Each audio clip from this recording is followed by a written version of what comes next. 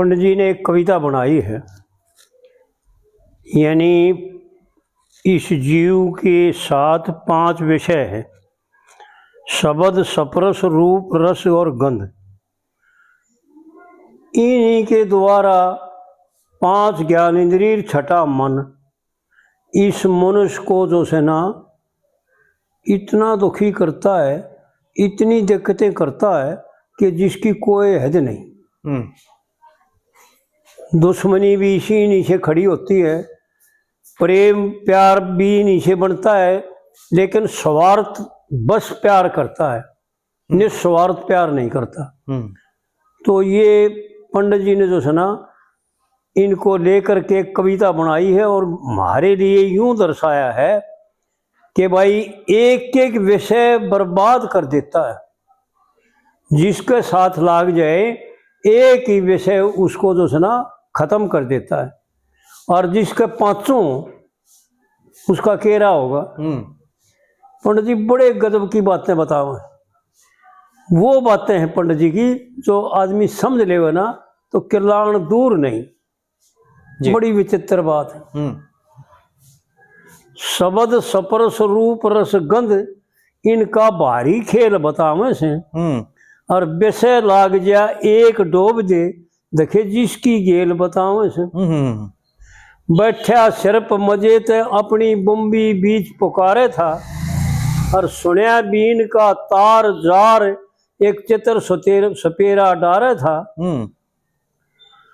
और हो एकदम लोलीन बीन पे आया आप दुआरे था। रुकया पिटारी बीच फिर पिस्ता के सिर ने मारे था। यानी एक शब्द का विषय, सुनिया बीन का तार जार एक चित्र सपेरा डारे था। शब्द 2 तरह के, वैसे तो नाना तरह के होते हैं, पर मुख्य 2 होते हैं जी। एक सुनने के लायक और एक न सुनने के लायक। यानी शुभ को सुनो बार बार, जैसे भगवान के कीर्तन है, भगवान के नामों का गण अनुवाद है, भगवान की कथाएं हैं, वो तो सुनने लायक है।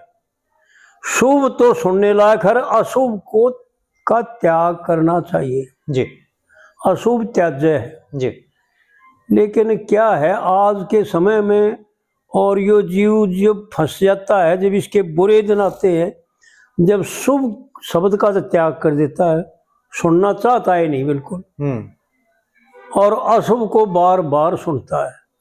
यूं समझ लेना चाहिए, मान लेना चाहिए अपने आप में कि तेरा बहुत खोटा समय, तेरे ऊपर परमात्मा और तेरे देवता भी सब के सब तेरे ऊपर नाराज हैं। और तेरी यूं समझ ले करड़ाई चढ़ रही, क्योंकि इसमें जिसका यो लग जाता है ना, पंडित जी ने यूं ही दर्शाया है कि एक शब्द का विषय होता है सिर्फ के, उससे अपनी जेल करा लेता है जो पूरी जिंदगी। बैठा सिर्फ मजे ते अपनी बम्बी बीच पुकारे था, और सुनिया बीन का तार जाल एक चित्र सपेरा डारे था।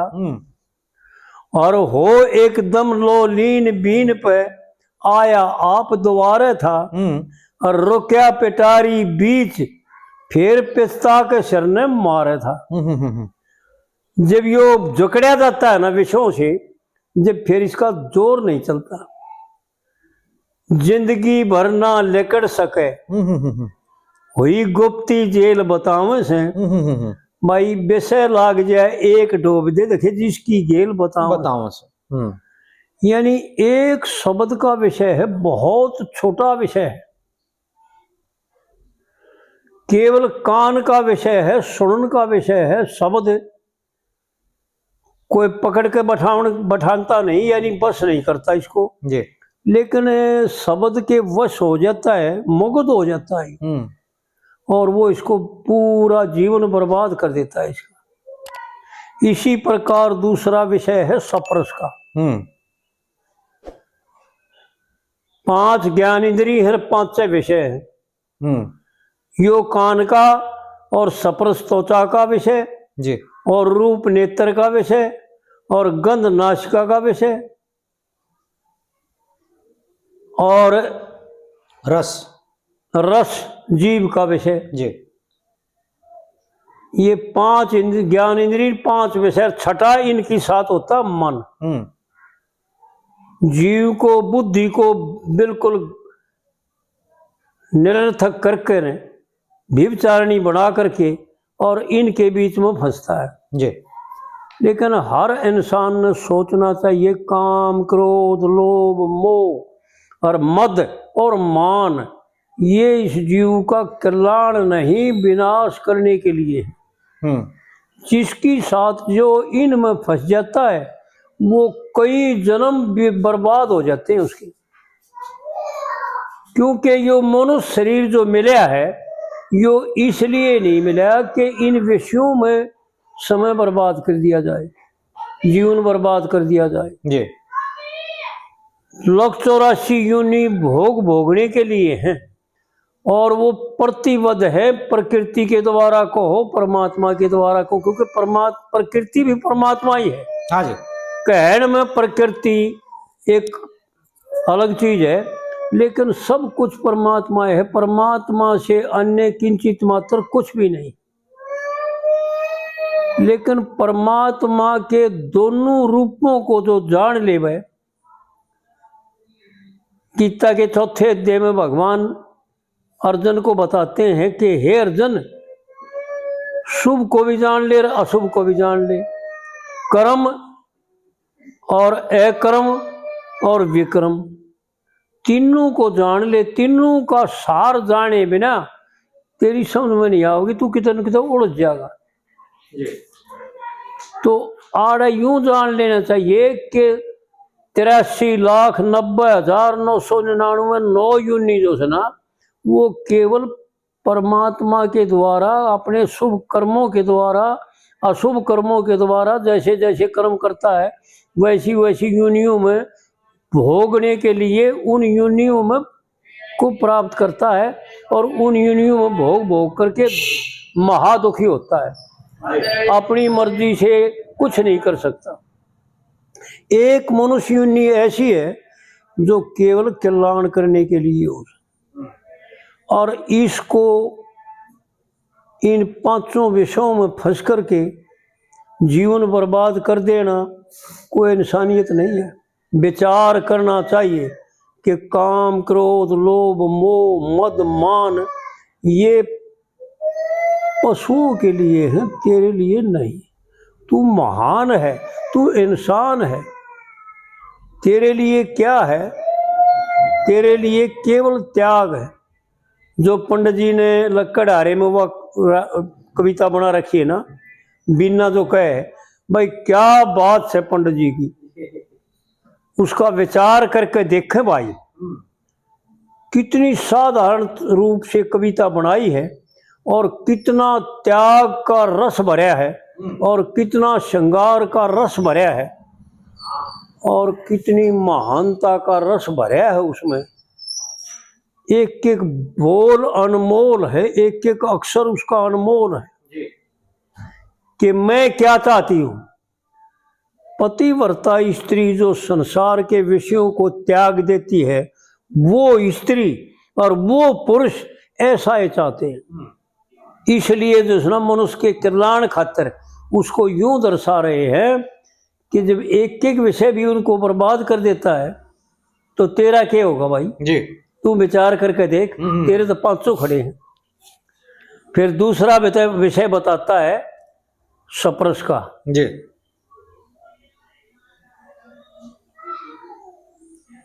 कारीगर ने गड्ढे के अंदर एक हथनी अजब बनाई थी, और सप्रस बस हो हाथी की बुद्धि एकदम पलटा खाई थी। गए रूंगटे उक्ष गात के सुध बुध कति भुलाई थी, और कूद गया खिया मीच मिली ना और दूसरी राई थी। राई थी। यानी एक सपरस का विषय होता है हाथी का, और कागज की हथनी बना करके जो हाथी पकड़ते हैं जी, वो कागज की हथनी बना करके गड्ढा खोद देते, बहुत चौड़ा गहरा, और उसके ऊपर जो है ना पतली पतली लाकड़ी यानी सूत बांध करके, डोरी बांध करके, और उसके ऊपर कागज या पतला लत्ता ताड़ करके, और उसके ऊपर एक कागज की हथनी बनाकर खड़ी कर देते हैं। और जब हाथी आन करके देखता है उस हथनी को, तो विषय बस होकर के उस खड़े में कुछ हाथी का हथनी का दौरा जाता है, जाना चाहता दौरे, लेकिन उसने तो बेरात कोने में खड़ा हाड़ है जी जी, और या तो कागज की बना रखी, उस खड़े में गल जाता है।